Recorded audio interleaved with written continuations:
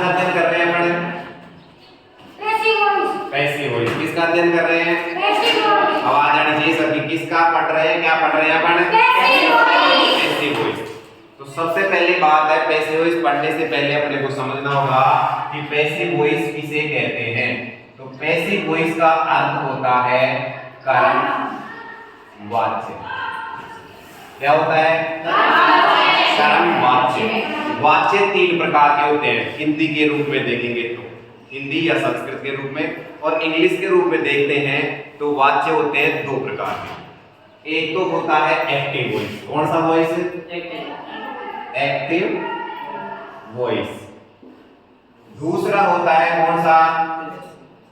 Passive voice.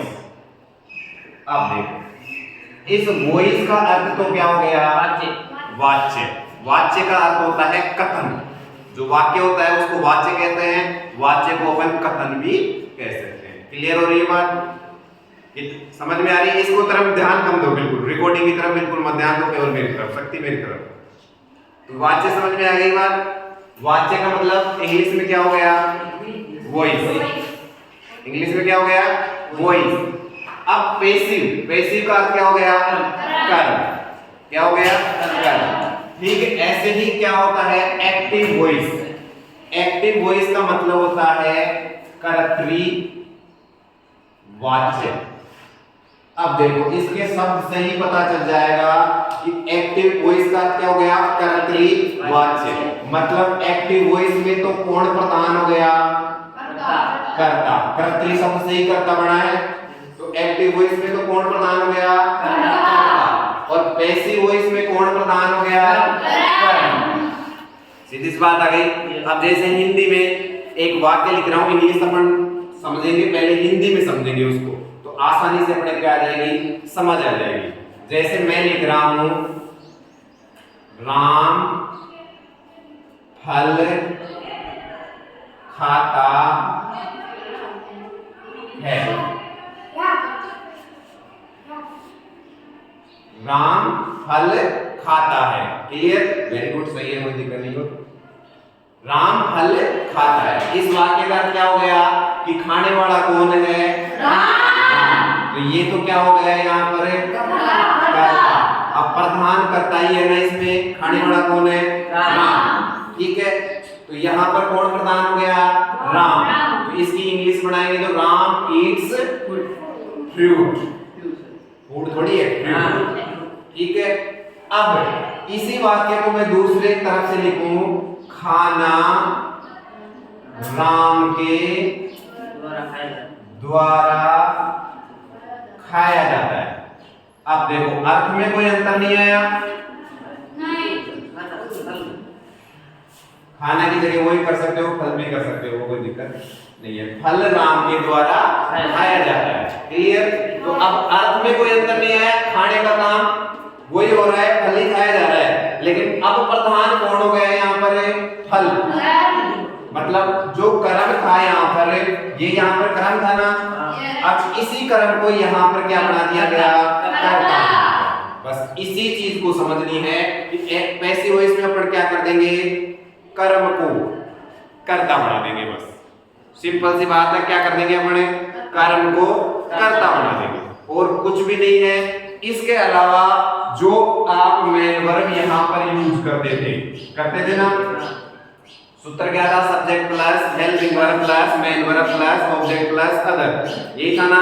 तो जो main verb में आप कभी आईएनजी लगा रहे थे, कभी एसईआईएस लगा रहे थे, कभी सेकंड फॉर्म लगा रहे थे, यहाँ पर ये समस्या भी नहीं है। यहाँ पर जब भी आएगी हमेशा कौन सी फॉर्म आएगी? Third form. पैसिव वॉइस बना रहे हैं तो सीधी सी बात है, कौन सी फॉर्म आएगी? Third form. कोई दिक्कत है यहाँ पर? नहीं। अब क्या बना दिया अपन ने? ऑब्जेक्ट को तो क्या बना दिया? सब्जेक्ट। अब सब्जेक्ट को क्या बना देंगे अपने? ऑब्जेक्ट। तो सब्जेक्ट को ऑब्जेक्ट बनाएंगे तो ध्यान रखने की बात इतनी है कि बाई प्लस सब्जेक्ट लिखेंगे अपन। जब भी सब्जेक्ट को ऑब्जेक्ट बनाएंगे तो क्या कर देंगे अपने? बाई प्लस सब्जेक्ट, मतलब उस जो सब्जेक्ट लगा हुआ है उसके क्या लगा देंगे अपने? बाई लगा देंगे। समझ में आ गई बात? अब यहाँ पर जैसे मैं यहाँ पर लिखता आई, सब्जेक्ट आई होता तो आई का ऑब्जेक्ट क्या होता है वो लिखना पड़ेगा। तो आई का ऑब्जेक्ट क्या होता है? मी। ये ध्यान रखने की बात है। ये किस में चीज समस्या आएगी? प्रोनाउन में। किस में आएगी ये? प्रोनाउन में। क्लियर हो गई बात? प्रोनाउन में ये संज्ञा आएगी, समस्या आएगी। नाउन्स में तो ये कोई समस्या नहीं आएगी क्योंकि राम है वो इधर भी राम ही रहेगा, उसको कुछ अलग बदल नहीं सकते। लेकिन यहाँ पर आई को किस में बदल दिया? मी में। यू को किस में बदल दिया? यू में। यू का ऑब्जेक्ट ये होता है। दे को किस में बदल दिया? देम में। ही को किस में बदल दिया? हिम में। सी को किस में बदल दिया? हर में। क्लियर याद है वो सारे जो पहले लिखाई थी मैंने? इतनी बात अपन ने समझ लिया। वी का अस सही है, ठीक है, कोई दिक्कत नहीं यहाँ तक, कोई समस्या नहीं है। तो अब अपन ने समझ लिया है, इसको अब पढ़ना स्टार्ट करते हैं। पहला रूल्स दिखा रहा हूँ जो इसका सूत्र है। अभी तक जो समझा है वो आसानी से आपके समझ में आया है, कोई दिक्कत नहीं है। Subject plus helping verb plus plus object plus other, यही था ना? यस। अब देखो इसमें सबसे पहले अपन को किसको उठाना है? ऑब्जेक्ट। Rules number 1। अब वैसे भी इसका पहला नियम पढ़ रहे हैं अपन। पहला नियम यहीं से लिखना है, उसको लिखना नहीं है अपनी नोटबुक में जो भी है, यहां से लिखना है। तो सबसे पहले अपन किसको लेके आ गए? ऑब्जेक्ट। क्लियर? अब ऑब्जेक्ट को उठाकर यहां पर ले आए तो ये थोड़ी चेंज हो गई, ये कोई चेंज नहीं होगा। तो ऑब्जेक्ट के बाद में क्या आ गई? Helping verb. Clear? Helping verb के बाद में क्या आ गई? अब मेन वर्ब अपने को पता है कि कौन सी आएगी? क्लियर है? ये हमेशा यही आएगी तो अपन इसको लिख सकते हैं यहाँ पर। इसके बाद में क्या आएगा? बाई। बाई प्लस सब्जेक्ट और लास्ट में क्या बच गया? अदर। बताओ भाई इस सूत्र को याद करने में किसी को कोई समस्या? नहीं। कोई समस्या नहीं होगी मेरे हिसाब से, यही का यही याद हो चुका है, ठीक है, कोई दिक्कत यहाँ तक नहीं है। अब देखो इसके बाद में आता है टेंस संबंधी परिवर्तन। इतना अपन ने पढ़ लिया, एक्टिव वॉइस पैसिव वॉइस समझ लिया, सूत्र अपने को याद हो गया। अब बात आती है इस हेल्पिंग वर्ब की कि इसमें क्या लगेगा। तो आपने को हमेशा क्या देगा? पहले एक्टिव वॉइस का वाक्य देगा, जैसे Ram eats food, she goes to Jaipur, कुछ भी वाक्य होगा जो अपने को देगा। I am eating food, I am teaching English, जो भी है वो आपको वाक्य देगा और उसको क्या करवाएगा? पैसिव वॉइस में बदलाएगा। ऐसा ही होगा ना? तो सीधी सी बात है। अब आती है समस्या, इसको अपन ने समझ लिया, ये टॉपिक अपने समझ में आ गया। इसके बाद में समस्या उत्पन्न होती है इस संबंधी, मतलब हेल्पिंग वर्ब के संबंधित। तो हेल्पिंग वर्ब को कौन सी हेल्पिंग वर्ब होगी तब क्या बदलेगा? बिल्कुल इजी रूल्स है, आपको आसानी से याद हो जाएगा। तो present simple, present simple tense की हेल्पिंग वर्ब क्या होती है भाई? Do done. अब अगर आपको एक्टिव वॉइस का वाक्य दिख जाए तो अगर उसमें डू डज है या डू डज की जगह ऐसे ही ऐसे, इसका मतलब डू डज है, सही। तो इसके स्थान पर क्या परिवर्तित हो जाएगा? Is are an. वर्ब की थर्ड फॉर्म आएगी, उसको तो लिखने की कोई जरूरत नहीं है। पहला नियम आगे बात, पहला कहीं दूसरा नियम आ गया अपना। इसमें दूसरे नियम में अपन सारे टेंस संबंधी परिवर्तन अपन याद करेंगे। अब आता है प्रेजेंट कंटीन्यूअस। प्रेजेंट कंटीन्यूअस में क्या क्या आता है? इज आर एन ये आती है। तो ये किस में बदलेगी? Is are am plus be. इसमें क्या लग जाएगा भाई? बी, ये लग जाएगा एक्स्ट्रा। इज आर एम होगा अगर एक्टिव वॉइस में, तो पैसिव वॉइस बनाते समय अपने को क्या करना है? उसमें बीइंग लगाना है। क्लियर? समझ में आ गई बात? कोई दिक्कत यहाँ तक नहीं है। अब आता है हैज और हैव। प्रेजेंट परफेक्ट का क्या होता है? हैज और हैव। हैज और हैव। तो हैज और हैव किस में बदल जाएगा भाई? हैड बीन और हैव बीन। यहां तक कोई समस्या किसी को? नहीं। याद करने का तरीका भी यही करवा दूंगा अभी, एक बार सारों को लिख रहा हूँ फिर देखना। अब इसके बाद में प्रेजेंट परफेक्ट कंटीन्यूअस आता है ना, तो वो कोई परिवर्तित नहीं होगा, मतलब उसका एक्टिव वॉइस का पैसिव वॉइस नहीं बढ़ेगा। क्लियर। इसके बाद में आता है डिड, पास्ट सिंपल आ गया। तो अब पास्ट सिंपल वही जाएगा, देखो पास्ट सिंपल प्रेजेंट सिंपल कहां जा रहा था, प्रेजेंट कंटीन्यूअस में, तो अब ये किस में चला गया, वाज और वर में। क्लियर। अब क्या आ जाएगा यहाँ पर, पास्ट कंटीन्यूअसली क्या है, वाज और वर। अब ये किस में चला गया, वाज वर प्लस में क्या लग गया, बीइंग। क्या लग गया भाई, बीइंग। वही चीज आ रही है ना, वही स्ट्रेटजी सेम आ रही है। इसके बाद में क्या आता है पास्ट परफेक्ट की, हैड। पास्ट परफेक्ट की क्या आ गई, हैड। तो ये किस में चली गई, हैड बीन में। कोई दिक्कत आ रही है क्या याद करने में, नहीं। वो तो एज भी है, तो है ना, वो तो एज भी होगा, ये एज भी होगा। अरे हैज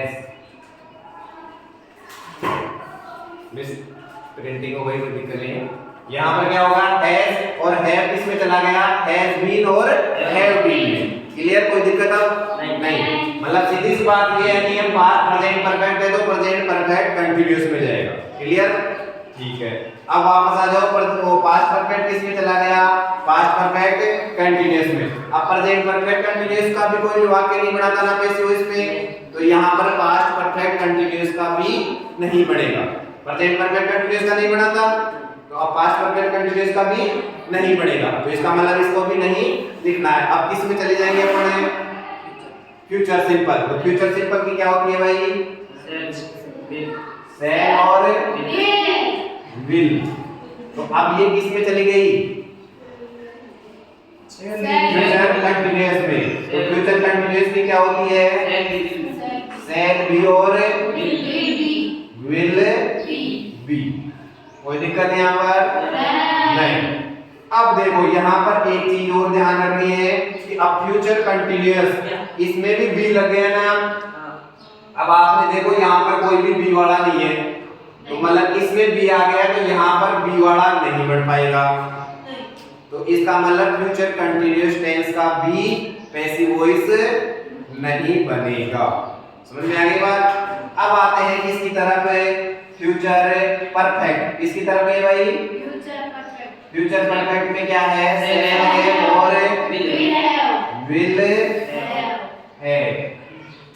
क्लियर। अब सेल है और विल है किस में चला जाएगा, सेल है बीन और विल हैव बीन। जिसको टेंस आता है उसको ऐसा लग रहा होगा कि बिल्कुल आसान चीज बता रहे हैं। अब उसको जिसको वो नहीं याद है टेबल, उसको सीधी सी बात है कि ये समझ में कम आ रहा होगा। ठीक है। तो अब ये किस में चला गया, सेल हैव बीन और विल हैव बीन। यहाँ तक कोई दिक्कत है नहीं। अब इसके साथ में ही एक और लिख लो, वो है आपका मॉडल्स। अब मॉडल्स में कौन कौन आ गए, सारे आ गए ना, मॉडल्स में सारे आ गए। तो मॉडल्स में भी किसके साथ हो जाएगा, ये मॉडल्स प्लस बी। मॉडल्स में क्या लग जाएगा, मॉडल्स प्लस बी। तो जैसे यहाँ पर can, could, will, would, shall, should, may, might, must, ये सब होंगी तो वो क्या चली जाएंगी, उनके साथ में कैन बी, विल बी, ये आ जाएगा, may be, should be, must be. कोई समस्या नहीं। मतलब जो मॉडल्स है उनके साथ में मॉडल्स प्लस बी लग जाएगा। ये नियम दूसरा नंबर का याद हो जाएगा कि नहीं हो जाएगा, हो जाएगा।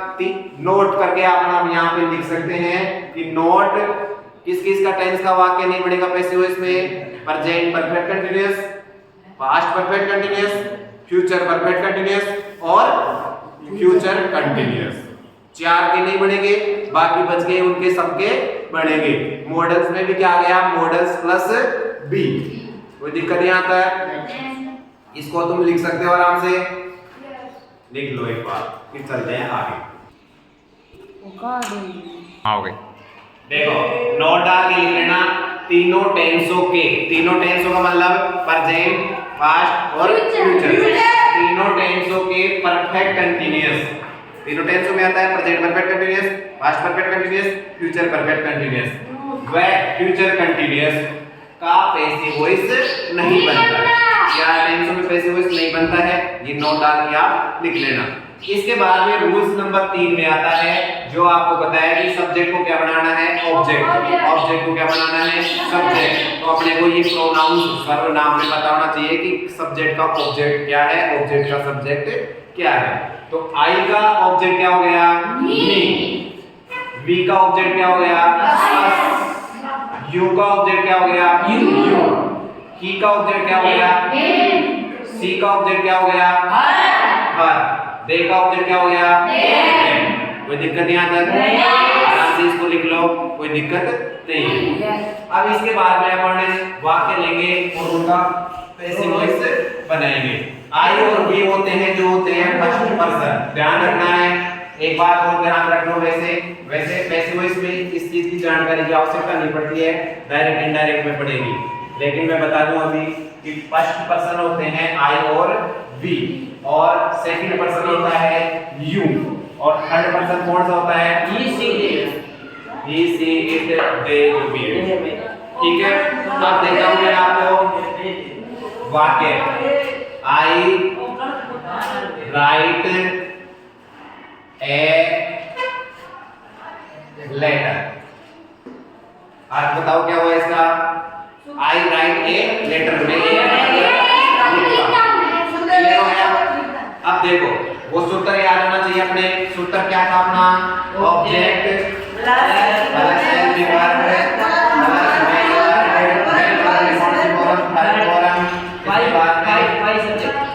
ऑब्जेक्ट सॉरी इसके बाद में क्या जाएगा, by plus subject by subject plus में क्लियर हो गई बात। अब देखो सबसे पहले अपने को किसको लाना है, ऑब्जेक्ट को। तो मैं पत्र लिखता हूं आई राइट ए लेटर, तो इसमें ऑब्जेक्ट क्या है, एक पत्र। अब ये कर्म समझना तो आता है ना, कर्ता किसे कहते हैं, स्वतंत्र है कर्ता, अर्थात जो कार्य करने में स्वतंत्र हो, जो कार्य करता है वही कौन होता है, कर्ता। कर्म की परिभाषा लिखा थी मैंने, कर्तुरीप्सिततमम् कर्म, अर्थात कर्ता को क्रिया करने के लिए जिसकी सर्वाधिक आवश्यकता होती है उसे क्या कहते हैं, कर्म। तो यहाँ पर पत्र लिखो, सॉरी मैं को लिखने के लिए किसकी सबसे ज्यादा आवश्यकता हो गई, पत्र की, लेटर की। अगर लेटर ही नहीं होगा तो वो लिखेगा कैसे, लिखेगा क्या, क्लियर। तो ए लेटर यहाँ पर क्या बन जाएगा, ऑब्जेक्ट।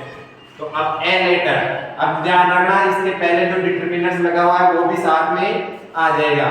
तो ए लेटर, अब क्या आएगी, हेल्पिंग वर्ब। अब बताओ हेल्पिंग वर्ब किस में परिवर्तित होगा, ये टेंस इज आ रहे हैं, क्योंकि ये क्या है, टू टेंस वाला वाक्य है ना, मतलब प्रेजेंट सिंपल टेंस का वाक्य है। तो प्रेजेंट सिंपल किस में चला जाएगा, प्रेजेंट कंटीन्यूअस में। और प्रेजेंट कंटीन्यूअस की हेल्पिंग वर्ब होती है इज, आर, एम। तो अब बताओ ए लेटर के साथ में इज लगेगा, आर लगेगा या एम लगेगा, इज। Very good. क्यों लगेगा, क्योंकि यहाँ पर ए लेटर एक ही है, एम तो आई के साथ ही आता है और आर बहुवचन के साथ में आता है। तो ए लेटर इज। अब क्या आएगी, मेन वर्ब। मेन वर्ब में क्या आएगी, थर्ड फॉर्म। थर्ड फॉर्म क्या होती है, राइट की, रिटन, WRITTEN, रिटन। अब क्या आ जाएगा, बाई। तो पहले बाई लगा दो। अब सब्जेक्ट क्या है, आई। तो अब आई को यहाँ पर बनाएंगे क्या, मी, सब्जेक्ट, वो सॉरी ऑब्जेक्ट बनाएंगे ना सब्जेक्ट को। तो आई का ऑब्जेक्ट क्या होता है, मी। अभी दिखाया था ना, तो आई का ऑब्जेक्ट क्या हो गया, मी। बन गया क्या अपना पैसिव वॉइस। अब बताओ कोई दिक्कत है इसमें, आसानी से कर सकते हो। एक और वाक्य समझाता हूँ, एक वाक्य और समझ लो फिर आपको ही देता हूँ। दूसरा वाक्य है, आई हैड eaten फूड। कौन से टेंस का वाक्य है भाई?